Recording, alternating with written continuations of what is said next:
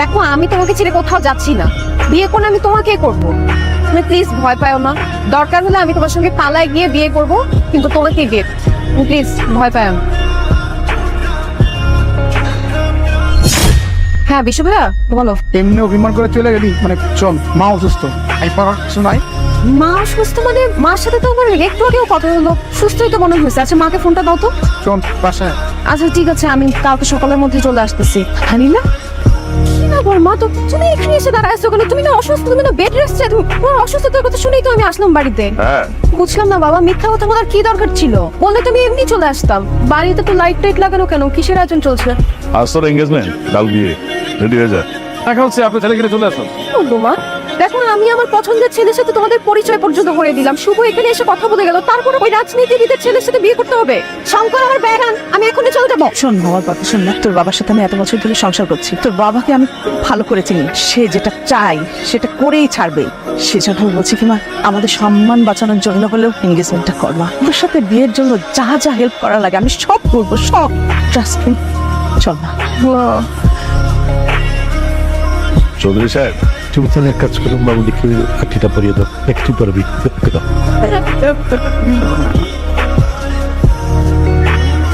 আসতে আপনারা কারা? আমরা ইউরোপ করে ব্যস্ত নেই, এনে কি পরিষেবার দিচ্ছে দিবার আইছি, যদি আবার রক্ত না চলে এর লেগা। সারাদিন তো দেখলাম না আপনার। ও সারাদিন কাতে এনে কি চাই? ঠিক আছে যান, একটা বউ ঘন্টা কোন সাইডে?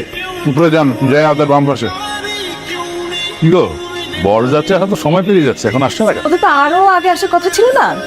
মা বাবা, আমি না কোথাও বুঝে পাইতেছি না। মানে তুমি বললাম না যাত্রা ডাইকে নিয়ে আসতে, আমি রুমে গেছি, ছাতে গেছি, বারান্দায় গেছি, সব থেকে ঘুরছি, কোথাও আমি ভাই। আব্বা, শঙ্কর বললো কারেন্টের মিস্ত্রি হিসেবে দুটা ছেলে ঘরের ভিতরে ঢুকছে, সম্ভবত আনিরা ওদের সাথে পালাইছে। আজে বাজে কথা বলছিস? কারেন্টের মিস্ত্রির সাথে আমার মেয়ে পালাবে? মাথা ঠিক আছে তো? এলাকার কিছু লোক আমি এলাকায় গৌরী সাহের সাথে দেখছে কিছুক্ষণ আগে। অপরিচিত ছেলে, নিশ্চয়ই এটাই হারাম যাতা সুপর কাজ।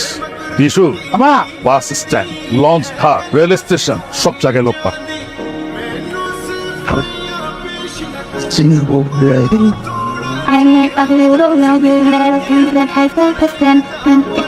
হ্যালো ভাই, ভাই আমি অনেক বড় একটা বিপদে পড়ছি। আমি যে মেয়েকে ভালোবাসি সে, তার আজকে বিয়ে হয়ে যাচ্ছে, তার বাবা মা জোর করে ওকে অন্য জায়গায় বিয়ে দিয়ে দিচ্ছে। ভাই ভাই প্লিজ আপনি আমাকে বাঁচান।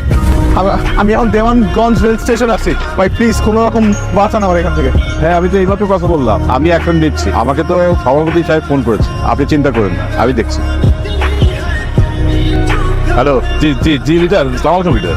জি, আমাদের ঢাকার সেন্ট্রাল কমিটির এক বড় লিডার, সাংগঠনিক সম্পাদক। প্রেমজনিত কোনো একটা ঝামেলায় তোমার এলাকায় আটকা পড়ছে, তুমি একটু ওকে সেভ করো।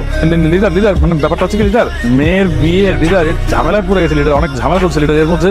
হ্যাঁ আমি বললাম তো, ঝামেলায় পড়ছে, তুমি আগে সেখানে যাও। শোনো, ঢাকা থেকে অনেক ফোন আসছে, অনেক বড় বড় লিডার ফোন করছে, তুমি একটু দেখো, পার্সোনালি যাও। আচ্ছা লিডার, আপনি যখন বলছেন তখন তো সেটা আমার কাছে বেদবাক করে লিডার, মানে আপনি যা বলবেন তাই তোমার করতে হবে। আমার মেয়ের যা হয় হোক, আমার মেয়ের দেখাশোনা করার জন্য আমার দুটো ছেলে যাচ্ছে, আমি এক্ষুনি যাচ্ছি। সালাম ভাই। হ্যাঁ হ্যাঁ, আপনি মানে তুমি নিশ্চয়ই ছাত্র ঐক্যের কেন্দ্রীয় কমিটির সাংগঠনিক সম্পাদক বলছো, তাই না? আমার লিডার মানে আমাদের এলাকার এমপি সাহেব তোমার নাম্বারটা দিন। আচ্ছা তুমি এখন কোথায় আছো বলো তো? আমি দেওয়ানগঞ্জ রেল স্টেশনে আছি। আচ্ছা আচ্ছা ঠিক আছে ঠিক আছে, তুমি ওখানে থাকো, আমি এক্ষুনি আসছি। এখানকার যে প্রভাবশালী সে আসছে।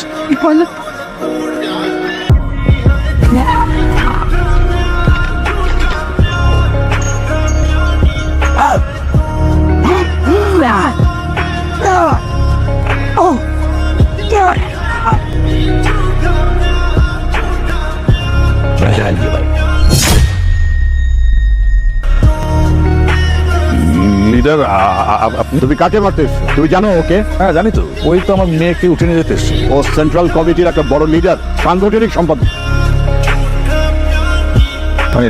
আনিলা, এই কথাটা তুমি আমাকে কখনো বলোনি কেন? ঢাকা থেকে বহু লোক আমাকে ফোন করেছে শুধু ওকে সেভ করার জন্য, আর তুমি কিনা ওকে মারতে এসছো। কেন লুকিয়েছো তুমি আমার কাছে কথা? আপনার মেয়ের জন্য, কারণ আপনারা এগুলো পছন্দ করে না। আপনার মেয়ে আমাকে স্পষ্টভাবে বলে দিয়েছে যে সে কোনো রাজনৈতিক পরিবারের ছেলের সাথে সংসার করবে না, জীবন কাটাবে না। কারণ সে আপনাকে দেখেছে, তার নিজের মাকে দেখেছে, সে তার নিজের মাকে সারাটা জীবন কষ্ট পেতে দেখেছে।